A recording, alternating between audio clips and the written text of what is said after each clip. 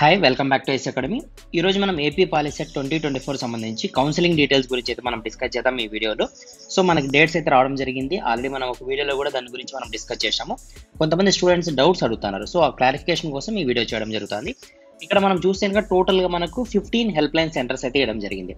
ఈ 15 help line సెంటర్లో for example మీరు ఇంకా గవర్నమెంట్ పాలిటెక్నిక్ శ్రీకాకుళం స్టూడెంట్స్ అయినారనుకోండి, ఆ ఏరియాలో ఉండే స్టూడెంట్స్, ఆ ఏరియాలో ఉండే నియర్ బై స్టూడెంట్స్ అనుకోండి, మీరు 27th అంటే ఈ మంత్ 27th మండే నుంచి మీ ర్యాంక్ 1 నుంచి 12,000 మధ్యలో ఉంటే మీరు 27th శ్రీకాకుళం గవర్నమెంట్ పాలిటెక్నిక్ కాలేజ్కి పోయి మీరు అటెండ్ కావాల్సి వస్తుంది. అర్థమైందా? ఫర్ ఎగ్జాంపుల్ 12,001 నుంచి 27,000 వరకు అయితే 28వ తేదీ పోవాల్సి వస్తుంది. ఆ విధంగా మీరు మీకు నియర్ బైలో ఉండేది కాలేజ్, ఫర్ ఎగ్జాంపుల్ ఇక్కడ చూడొచ్చు మనం Pulla Reddy government polytechnic college Kurnool. So మీరు కర్నూలు ఆ ఏరియాలో వాళ్ళైతే స్టూడెంట్స్ అయితే కనుక మీరు ఈ హెల్ప్ లైన్ సెంటర్కి పోవాలి. అర్థమైందా? సో ఇంతకుముందు ప్రీవియస్ వీడియోలో నేను ఈ హెల్ప్ లైన్ సెంటర్లతో పాటు వీళ్ళ కాంటాక్ట్ నెంబర్స్ కూడా మీకు షేర్ చేయడం జరిగింది. ఎందుకు మీకు డౌట్ వస్తే కనుక వాళ్ళకి ఫోన్ చేస్తారు, ఒకసారి కన్ఫర్మ్ చేసుకొని కౌన్సిలింగ్ సెంటర్కి పోతారు, కన్ఫ్యూజన్ లేకోకుండా. క్లియర్ కదా? గవర్నమెంట్ పాలిటెక్నిక్ కాలేజ్ అనంతపూర్ డిస్టిక్లో ఉన్న వాళ్ళందరూ కూడా మనకు అనంతపూర్కి అయితే వస్తారు. కడప డిస్టిక్ వాళ్ళందరూ ఈ కాలేజ్కి వెళ్తారు కౌన్సిలింగ్కి. తిరుపతి డిస్టిక్ వాళ్ళు తిరుపతి కాలేజ్కి అంటే ఎస్వి గవర్నమెంట్ పాలిటెక్నిక్ కాలేజ్కి వెళ్తారు. అర్థమైందా?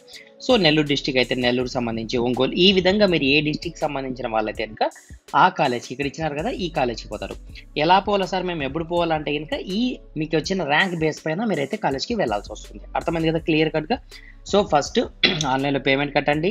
ఆ పేమెంట్ అయిపోయిన తర్వాత హెల్ప్ లైన్ సెంటర్కి అయితే కనుక మీరు మీ అకార్డింగ్ టు ర్యాంక్ అయితే కనుక మీరు అటెండ్ కావాల్సి వస్తుంది. రిపోర్టింగ్ టైము 9 AM మార్నింగే మీరు అయితే కాలేజ్కి పోయి అటెండ్ కావాల్సి వస్తుంది. అర్థమైందా?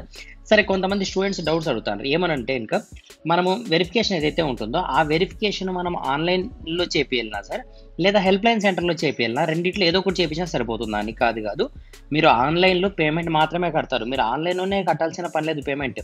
సో ఏదైతే లింక్ ఉందో అఫీషియల్ లింక్, అది నేను టెలిగ్రామ్ గ్రూప్లో ఇస్తాను, దాంట్లో నుంచి కూడా మీరు పేమెంట్ కట్టచ్చు. మీరు ఆన్లైన్లో నెట్ సెంటర్లో పోల్చిన పని లేదు, మీ సేవా సెంటర్ పోల్చిన పని లేదు. మీకు అర్థం కాలేదు, చేసేకి రాకపోతే మీరు మీ సేవా సెంటర్కి పోయి చేసుకోండి, మీకు ఐడియా లేకపోతే. కానీ వెరిఫికేషన్ ఏదైతే ఉంటుందో సర్టిఫికేట్ వెరిఫికేషన్, అది కంపల్సరీగా మీరు హెల్ప్ లైన్ సెంటర్కే వెళ్ళాలి. ఆ హెల్ప్ లైన్ సెంటర్సే కదా వీళ్ళు మనం ఆల్రెడీ ఇంతకుముందు అప్లోడ్ చేసి ఉంటాము కొన్ని సర్టిఫికేట్స్. మిగతా సర్టిఫికేట్స్తో పాటు హెల్ప్ లైన్ సెంటర్కి వెళ్ళి మనం ఇక్కడ ఫిజికల్గా చూపించి మనం వెరిఫై అయితే చేయించుకోవాలి. క్లియర్ కదా?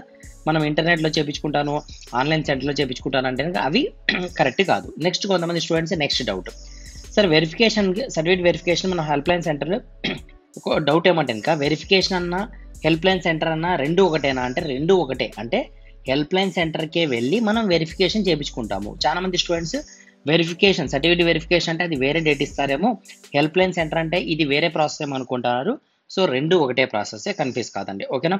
సో ఈ షీట్ని కూడా నేను అయితే కనుక మన టెలిగ్రామ్ గ్రూప్లో ఇస్తాను. కన్ఫ్యూజ్ కాకుండా దీని ప్రకారంగా అంటే మీ ర్యాంక్ వైజ్గా అయితే కనుక మీరు ఈ కాలేజ్ హెల్ప్ లైన్ సెంటర్కి పోండి.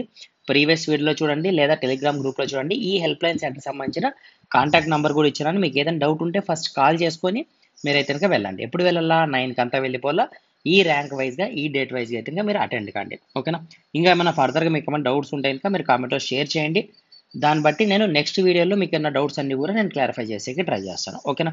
మిస్ కాకుండా మీరైతే కనుక మీరు పాలిసెట్ కోచింగ్ అంటే పాలిసెట్కి జాయిన్ కావాలా, పాలిసెట్ రాసినారు, డిప్లొమా కాలేజ్లో జాయిన్ కావాలనుకుంటే మాత్రం ఖచ్చితంగా ఛానల్ని సబ్స్క్రైబ్ చేసుకోండి. ఎందుకంటే ప్రతి అప్డేట్ కావచ్చు, తర్వాత మీ క్లాసెస్ కావచ్చు, అన్నీ కూడా మన ఛానల్లో అవైలబుల్లో ఉంటాయి. కాబట్టి మీరు మిస్ చేసుకోకుండా ఛానల్ అయితే సబ్స్క్రైబ్ చేసుకోండి. Okay, thank you.